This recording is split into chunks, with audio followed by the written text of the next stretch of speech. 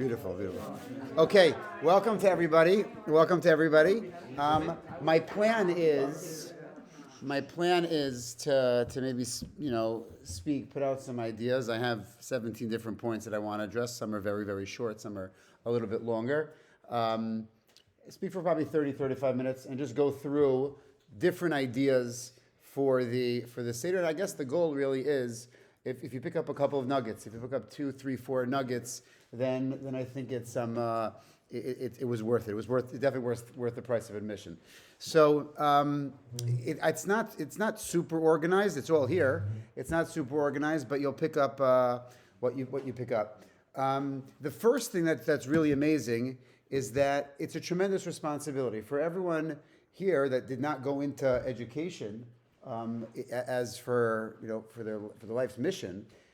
Everyone's going to be an educator. Everyone's going to be an educator at the Pesach Seder. At the Seder, you are a teacher. You are the Rabbi. You are the Mohra. And the first thing to know is that in life, in a classroom, there are lots of different types of students, and there are lots of different types of learners. And you might not have a class of 18 or 20 or 24 students, but for some of you, your difficulty is that you have you might have an 11 or 12-year-old, and you have a 7-year-old, and you have a 5-year-old. So that makes it very, very, very, very different, very, very difficult. You have to also be aware that you have some kids are more visual learners, some kids are tactile learners, some kids are auditory learners. You have different types of learners, and you have to try to hit as many of your kids as often as possible, and you want everybody to ultimately try and have their moments of being a star, and it's your responsibility, right? And I guess the hard part of this is that really everybody has to prepare. There are different ways to prepare. There's content to prepare, and then there are just ideas to prepare. Yeah. Before you go, is it okay if I record this? I'm recording it like video, but you can record, yeah. Oh, yeah. I mean, this is if I say something off color, I'll make sure to pause first. No, this is just going to take notes. Yeah, for sure. Okay. So there are different types of learners. I would say also the regular kids.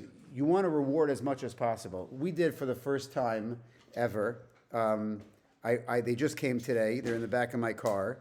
But if you're having, don't tell any of my kids this, but I ordered trophies on Amazon. Trophies on Amazon, 3 trophies. One of them, Gav, didn't I send it to you? One of them says MVSY, and then it says most valuable Seder Yid. Then the other one, then there are 2 more. MVSQA. Question asked. Yes, very, very good. You definitely have my Amazon. Yeah, and then okay. For best, acronym design? MVSS. What's MVSS? Seder singer? Yes, amazing. Not as good as Ita, but we run.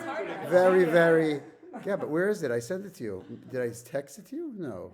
Is there a trophy for who leaves the Seder first? Well, who leaves the Seder first? Leaves? Here's the. You can pass it around. Can you send me the link? Oh, very cute. I will send you the Amazon link. Yes, please. Okay, wait, but it's a surprise. My kids don't know. Don't tell our children. My kids don't speak to any of our kids. Okay? So first of all, this is working off our very competitive. This is working off our very competitive streak, and there will be kids that are crying. Also, they'll be the slaves. They'll be the avadim. They never got out of Egypt. But we're very theme related. Serious question: is the idea that each kid gets a trophy to engage them, or is it like you don't mind giving all 3? No, we're having it with Gabby's sister's family. So it's like, I don't know, 10 kids, 9 kids, 1 little baby, and. So there will be winners and losers. It's not. We only bought 3. That's the whole point. We educate like it's 1975. Not everybody gets a trophy. No, but everyone should get. We're not so good at this, but tickets and rewards, and every question you get a ticket or a award or a this or a that or whatever. You just want them speaking as much as possible. But we'll talk here. Let's prepare for preparation. There are. Okay, first of all, also we should know that, don't expect like, oh my gosh, my Seder is going to be like the Seder of like what we probably think like what Moshe Feinstein and the Lubavitcher Rebbe Seder was. Kids need breaks. Kids might have tantrums. And the kids, if you have a 5-year-old, Alexander, is he going to be at the Seder the entire time? No way. You have to plan. You have to plan. You have to prepare what parts, right? So Manishtana and Dayenu and the big stuff. You have to say those are like my Yeharig Val Yavors. Those are my non-negotiables. You have to prepare. You have to know when you're like you need to be here and when you can do stuff on the side. And we'll talk about what to do on the side. First of all, in terms of prep, we've done this a couple of times in our family. We know that it's called Pesach because Passover, right? And the Jews, in order to get passed over, they needed to take the Korban Pesach, shech the Korban Pesach, and then they took the paint and they painted on the two mezuzot, the two door sides, and the mashkof. So a couple of years, we bought like red streamers, and before Pesach, the kids like put it in the house on the two mashkof and the mezuzot, right? Just like a little, it's a little gimmick. You could have the kids before the Seder. You could buy oak tag or stuff, and they can paint or color or draw or whatever scenes of anything. It could be the makot. It could be Kriyas Yamsuf, and they could color their own stuff, and they're decorating. They could make one of those things like a runner. Butcher paper, like a whole scene, a whole thing, a backdrop, whatever, a runner on the on the table. You can do, instead of name tags, you could do name tags and a makkah, or name tags in Moshe, Miriam, Yocheved, Aaron. You could just play around, just have ideas for just before, so they're getting a little bit more excited and preparing for the Seder. But the hardest part is that you need to learn, because the more information, right? There are some teachers that are just great teachers because their pedagogy is great and they're exciting. And some teachers are great because they just know so much. And the more you know, the better you could explain things, the more like random facts you can pull out, the more like rich and juicy and descriptive you can describe different parts of the Seder. So just to look at the little measure says, the measure says. There's a book called My Last Year in Mitzrayim that's very, very good. And then another book by something Deutsch, Let My People Go. So also another way to make the Seder great is costumes. Frog costumes, Paro costumes, slave costumes, Moshe costumes, anything like that. One year at one of our Seders, was in our house, we had to, it wasn't costumes, but we had to dress up like something. Like someone wore all black. They were choshech. I wore like a bear's hat, a lion's shirt, so I was like the Makkah of Arov, right? And I was very comfortable during the Seder. And that's it. We walked to Rabbi Grama's house to say Good Yontif, and I was very embarrassed. I was very embarrassed because I wasn't really dressed for a Seder. I was dressed for like a model Seder in school on like the Thursday before the Seder. But learning and just going through the story, going through whatever books you can, that will just make you'll have more info. The more info you have, the better you'll be.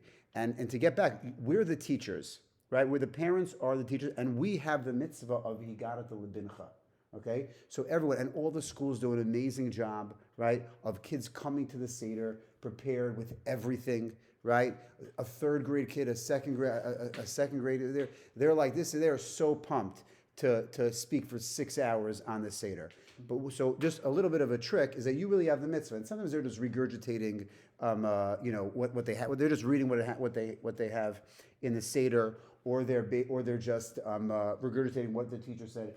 So, as a good teacher and as a parent and as your mitzvah vigarat lebincha, I think it's a very nice thing that they say, Emma says her idea that she heard, right?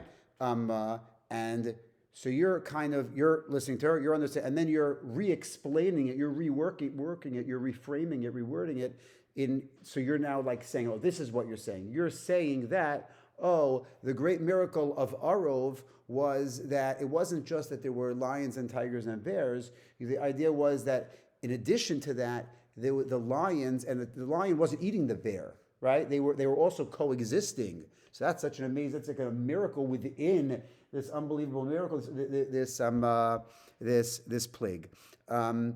Another idea just with kids and their Haggadahs and this and that is that one of the good things or bad things, but in this way we'll sell it. We have two Seders. So I think it's important that you look over your children's Haggadahs beforehand, so that you'll know what to ask them. You'll know how to have them shine, and also if you have a couple of kids that are going to all want to speak, you could always say, okay, by two different. We were never this organized, but I sound like I am. Two different color post-it notes, right? Two different color post-it notes, and this is going to decide which divrei Torah do you want to share on the first night, which divrei Torah do you want to share on the second, or then everyone's saying everything, and like by the time you get to the Arba Banim, like it's already 12 o'clock. Another kid's, one kid's, throwing a tantrum, and like everyone's just you're losing steam. You haven't done the makos yet. You haven't done Dayenu, Pesach Matzah Maror, and then it's a whole it's a whole thing. Reframing the Divrei Torah, Vigada de Labincha, for older, not even for older kids. I would say even for even pre-1 and first graders as well. I always try to have like a theme or themes of the Seder. Okay, so you're basically what theme is? The theme is, let's say, Hakaras Hatov, right? We're just so grateful to Hashem that He does something, right? So where am I going to find Hakaras Hatov?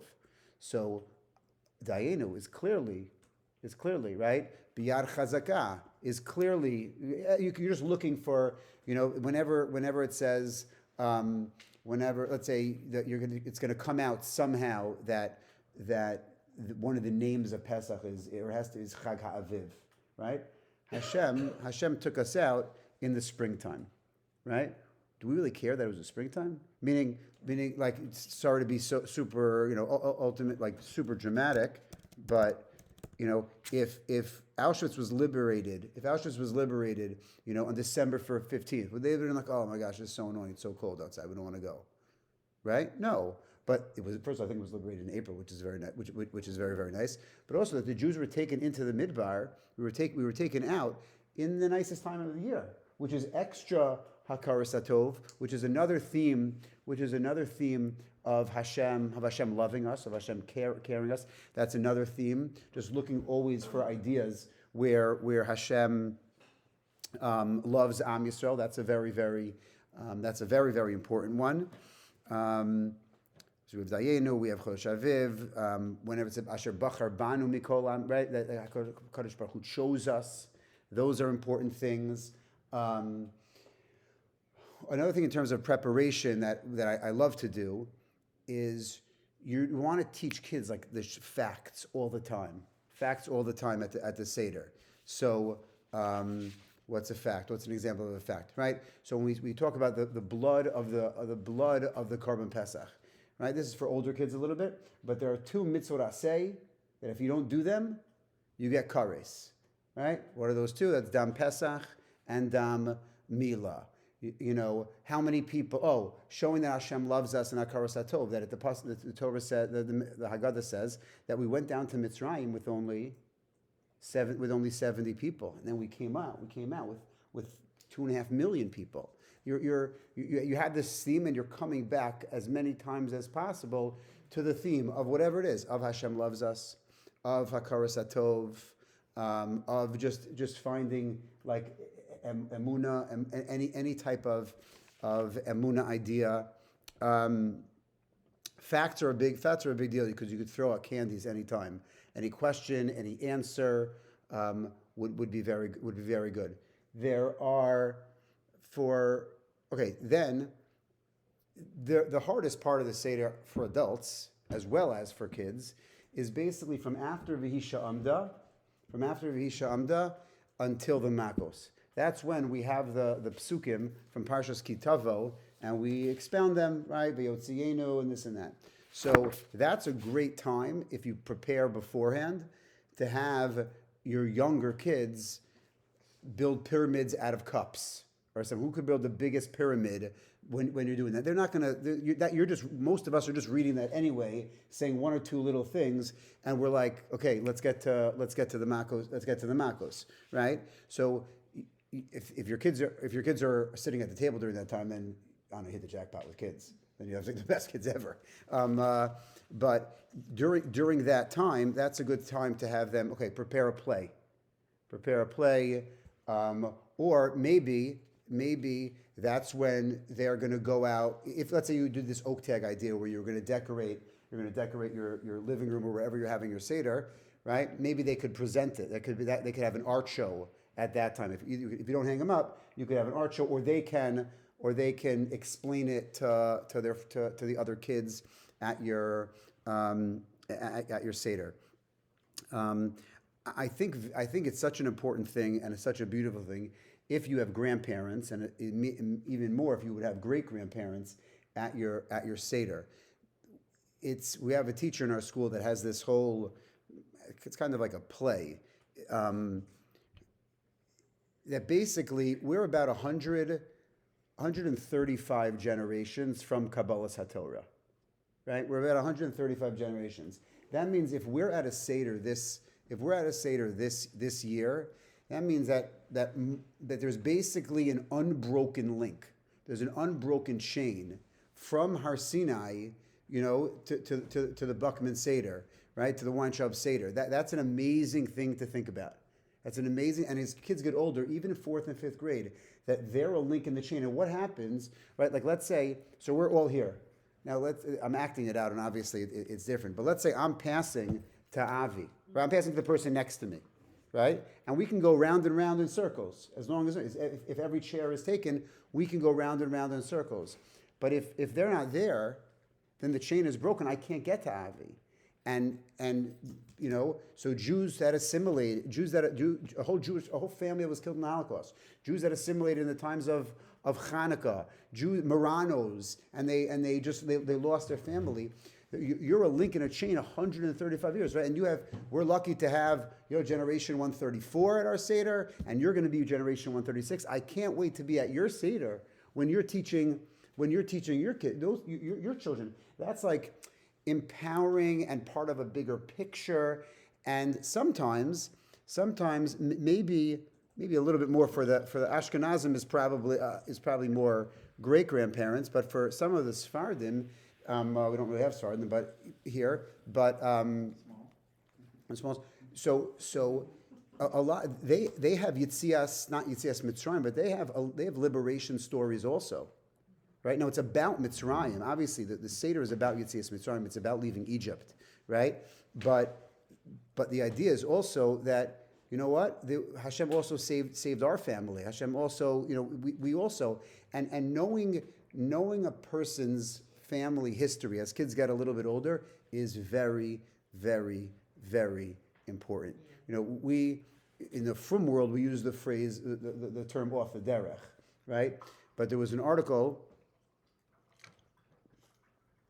about 8 or 9 years ago in the New York Times called "The Stories That Bind Us," and the research is that people that know it wasn't talking about Jews, it wasn't talking about Orthodox Jews, but people that know their family's trajectory, right, their family history, are less likely to leave the family, to be very different than their family, to whatever we'll call it, stay on the derech, and to know that he was kicked out of here, and he lost a lot of money here, and he made money here, and he had children, and this one was sick, and all these things, that there are ups and downs, because that's the whole Seder.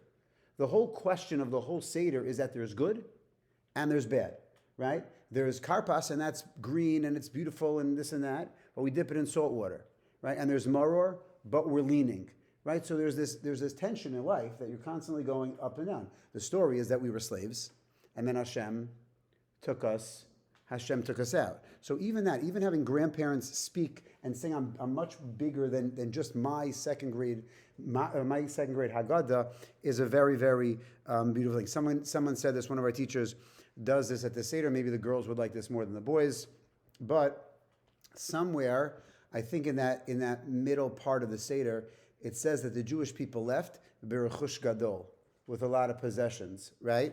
So first of all, you could give out to everybody. You could give out this Hanukkah gelt is kosher or Pesach, right? But if you could buy real jewelry, but you could buy like fake jewelry and give out and give out to your daughters and your sons, whatever it is. Like, wow, amazing! They went in, right? They went in, and before they left, they went in and they basically pillaged and they took all the stuff from the Mitzrayim and they got. So you're also going to get Rechush Gadol. You're going to get baseball cards, and you're going to get necklaces, and you're going to get a ring, and you're going to get whatever else it is. That's a cool thing. That's like that I thought was a really, really cool idea. We do something in our Seder that I learned from Rabbi Dubin. Rabbi Dubin is maybe known from his music, but he's like one of the holiest people ever. It says that when we're going through the psukim, the Mevi Bikurim comes to the, he has to read this whole thing about Jewish history, and that's what we're explaining in the middle of in the quote unquote boring part of the Haggadah. So he says that what happened, that we were slaves and we were downtrodden, and v'nitzak al Hashem, and we cried out to HaKadosh Baruch Hu, and Hashem heard our tefillos. So he said that at his Seder, and we started doing this, that when it says v'nitzak al Hashem, we all stop and we all say a private tefillah. We all say a private tefillah, right? And just say, 10 seconds. And if you want, right, if you feel like you need to engage your kids at this point a little bit, say, you mind sharing what you davened for, right? You mind sharing what you davened for, or who you davened for, this or that. That's Rabbi Dubin's idea that I think is a great idea for older. First of all, also another great. Some schools do this where the kids make a headbands game.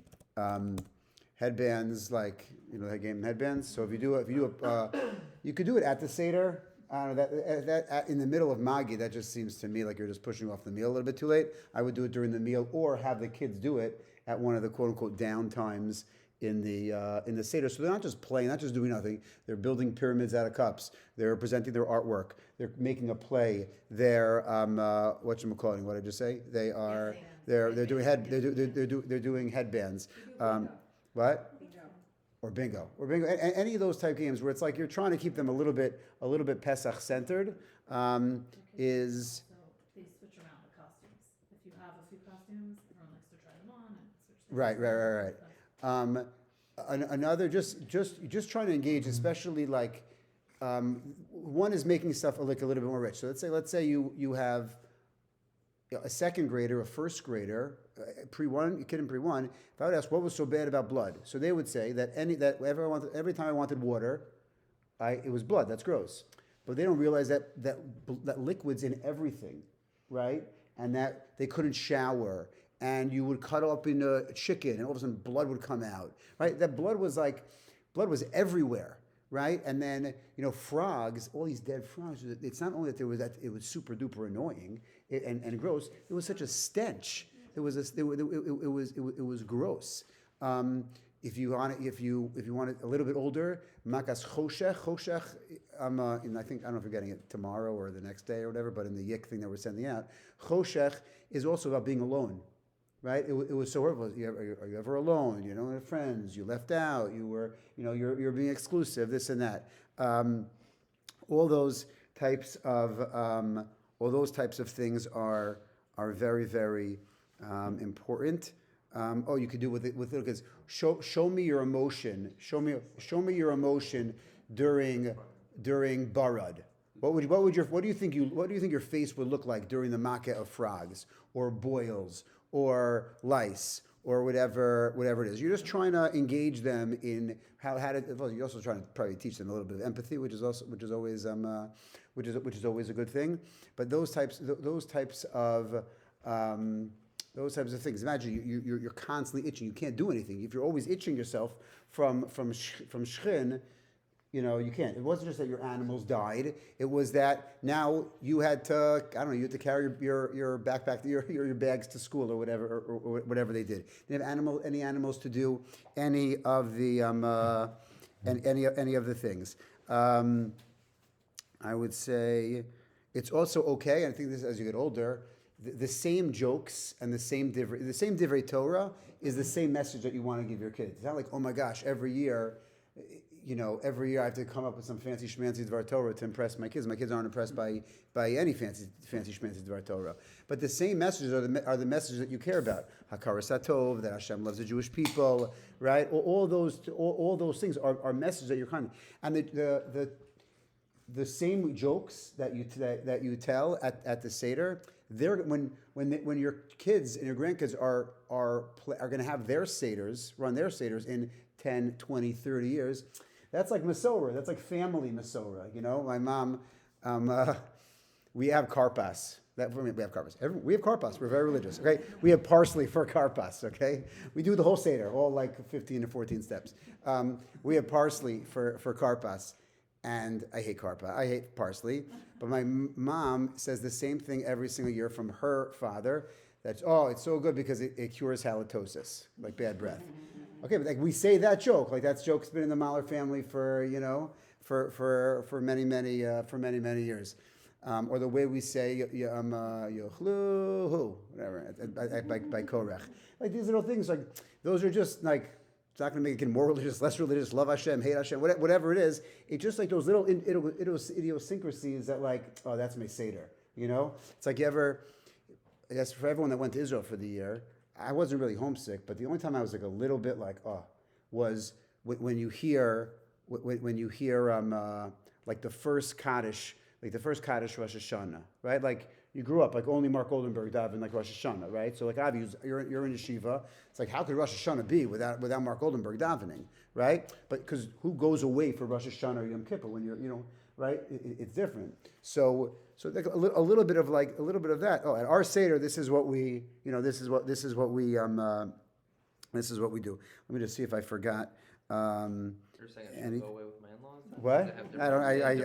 You're breaking up. The chain in the Mesorah is broken. I can't answer that. Right. And any question that's asked is obviously praised and just rewarded.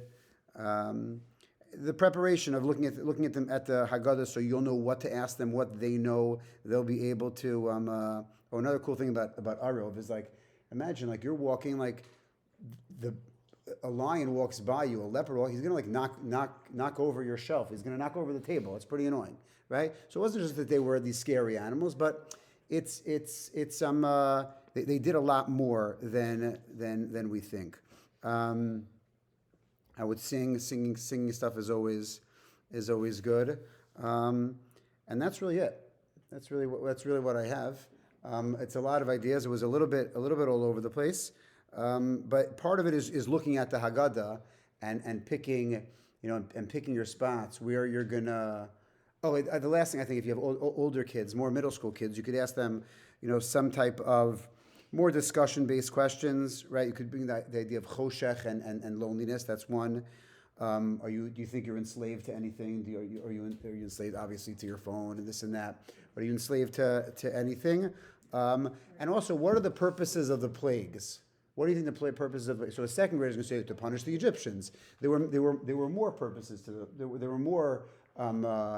there were more goals of the Eser Makos. One other thing, one last theme that I try to touch on is that we weren't just freed to be free. We weren't just freed to be free. We were freed ultimately with a goal to accept the Torah and to be not avadim to paro, but we were freed to serve Hashem. Right? Freedom doesn't mean I get to do whatever I want on my schedule. Sometimes we have a little bit of it. Right. Shlach mi v'av and we're going to serve you over there. Exactly. That's why we mentioned like Torah a decent amount in the Haggadah, because the ultimate goal was that we were going to leave being slaves of Paro and then ultimately be slaves or be servants to HaKadosh Baruch Hu. That's like a little bit more maybe middle schooly, where freedom is not just I get to run around and do what I want, but I have to have a mission, and the Torah is my guidebook. It's my playbook on how to ultimately, I guess, maximize my potential and be the best version of myself. That's basically it. All righty. If anyone has any questions or, yeah, okay.